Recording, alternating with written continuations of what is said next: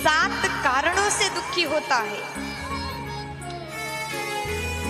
7 कारण से दुखी होता है। उसके घर में कुछ न कुछ दुख, वो कमाता भी है ना तो उसके घर में धन टिकता नहीं। 7 कारण होते हैं। शिव महापुराण में बताया गया है दुख के 7 कारण होते हैं। ये 7 कार्य से आपके घर में से लक्ष्मी भी चली जाएगी और आप अपने परिवार में सुख के साथ में नहीं रह पाओगे। अब ध्यान दे करके सुन लेना, अगर पेन लिए हो तो नोट भी करते जाओ। पहला कारण, आपने सोचा भगवान शंकर जी के मंदिर में जाऊंगा, खूब सारा जल चढ़ाऊंगा और 21,000 बेलपत्री चढ़ा करके चंदन लगा करके आज तो महादेव को खुश करके ही घर आऊंगा, क्योंकि मन में कामना है, मन में विविध प्रकार के मांग है। आज तो भगवान को खुश करूंगा। चले गए, गंगा जल ले गए, लोटा लोटा भर भर के शंकर जी को जल चढ़ा रहे हैं, बेलपत्री चढ़ा दिया, चंदन लगा दिया। 2 घंटे से मंदिर में बैठे हैं, परंतु मंदिर में और भी भक्त आ रहे हैं।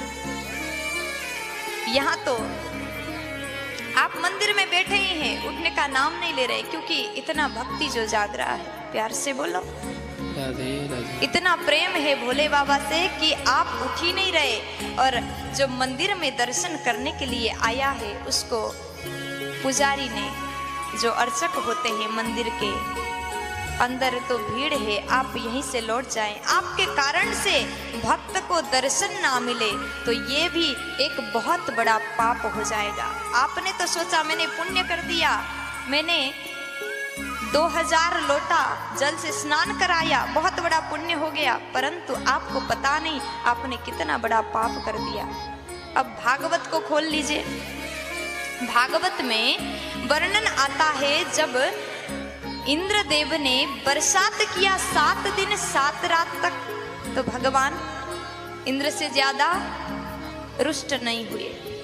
अब ब्रह्मा जी महाराज ने जब भगवान के ग्वाल वाल को, भगवान के सखाओं को, बछड़ाओं को लेकर के चले गए, तो भगवान ने ब्रह्मा को क्षमा नहीं किया, इतने रूठ गए। क्यों? क्योंकि ब्रह्मा जी ने 1 साल तक भक्त और भगवान को अलग कर दिया, और इंद्र ने गलती तो किया, परंतु 7 दिन 7 रात तक भक्त और भगवान को एक जगह पर रखा। अगर हम भगवान के मंदिर में इस प्रकार भक्ति में डूब गए, पीछे से और भक्त लौट करके जा रहे हैं, उसको दर्शन ही नहीं हो पा रहा है, तो ये बहुत बड़ा पाप है, और वो पाप आपको लगेगा, क्योंकि आपने भक्त और भगवान को मिलने में रोक लगाया, आप बाधा बन गए, पाप हो गया। ऐसा करने से भी आपके घर में बहुत बड़ा दुख आ सकता है, बहुत बड़ा संकट आ सकता है। अब दूसरा कारण क्या है? दूसरा कारण, दुख का कारण, गरीबी का कारण दूसरा। आपने सोचा मैं बहुत बड़ा भक्त हूँ, भजन किया, 2 घंटे तक माला जप कर लिए, मंदिर में बैठ करके खूब पूजा पाठ किए, दीपक जलाए, सब कुछ किया, और बाद में जब आसन से उठते हो तो मन में एक सोच आ गया, मैं कितना महान हूँ, मैंने तो 1 घंटा तक पूजा किया, अखंड ज्योत जला रहा हूँ।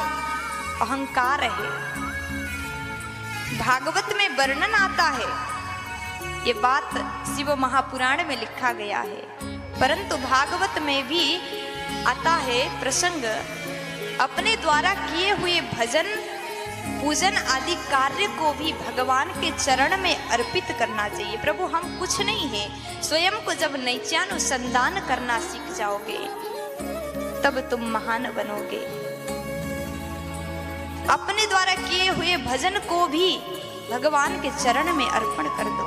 मैं कुछ नहीं हूं, मुझ में ये सामर्थ्य नहीं है कि मैं आपको रिझा सकूं। अगर भजन का, भक्ति का भी अहंकार हुआ तो गरीबी घर में आ सकता है, ये भी दुख का कारण हो सकता है। ये बात मैं आज आपको बता रही हूं, जो आपको पता नहीं है, आप इस बात को देख नहीं पाओगे। और दुख का तीसरा कारण आपने खूब दान किया, खूब भजन किया, खूब पूजा पाठ किया, 2 घंटे 3 घंटे आपने गोविंद के सानिध्य में बैठ करके माला जाप किया, और बाकी और समय दिन के 3 घंटे तो भजन किए, और अन्य समय आपके द्वारा, आपके वचन के द्वारा किसी के नेत्र में अश्रु आ गए, किसी का मुस्कान आपके बात ने लूट लिया, तो भी आपके घर में बहुत बड़ा संकट आ जाएगा। ये भी एक बहुत बड़ा पाप है। इसलिए कभी किसी को रुलाए नहीं। हो सके तो कहा जाता है आप 1000 दीपक जलाओ, और आप कर नहीं पाओ तो आप भजन मत करो, मंदिर मत जाओ, दान मत करो, पुण्य मत करो, पूजा पाठ मत करो। एक दिन में एक व्यक्ति को हंसा सको, उसके चेहरा में आपके वजह से अगर मुस्कान आ गया तो सबसे बड़ा पुण्य का काम हो गया। अगर आपने किसी को हंसा दिया, किसी के दुख को हरण कर लिया, किसी के चेहरा पर आपके वजह से मुस्कान आ गया, तो 1000 दीप जलाने का पुण्य आपको मिल जाएगा। प्यार से बोलो। और प्यारे, दुख का 5वां कारण ध्यान से सुनिएगा। अगर आप दान करते हैं, दान करने के बाद वो किया हुआ दान सत्पात्र में नहीं हुआ, तो भी अगर आपका दिया हुआ धन से उसने लिए हुए व्यक्ति ने कोई गलत कार्य किया, तो वो पाप आपको लगेगा। इसीलिए हमेशा ध्यान देकर के कार्य करना चाहिए। और तीन दान का विशेष महत्व है। गाय दान, गौदान, कन्यादान और लक्ष्मी दान, धन का दान हमेशा सोच करके देना चाहिए। अगर आपने बेटी का विवाह ऐसे घर में कर दिया जहां आपकी बच्ची, आपकी बेटी सुखी नहीं है, दिन रात रोती है, तो उस कारण से मायके वाले को, माता पिता को जीवन भर रोना पड़ता है। इसलिए हमेशा विवाह के समय में देख करके, परख करके ही कन्यादान करना चाहिए। और 6वां कारण क्या है? यदि आपके घर में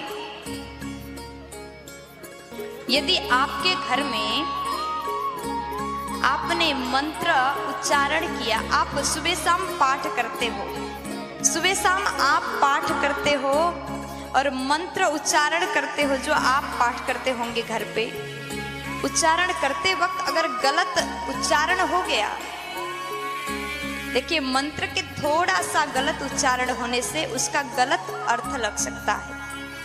अभी तो नवरात्रि है, सब लोग दुर्गा सप्तशती पाठ कर रहे हैं। दुर्गा सप्तशती में एक कथा है, अंदर आपने पढ़ा होगा, एक यजमान ने ब्राह्मण को, पंडित को बुला करके पाठ कराया।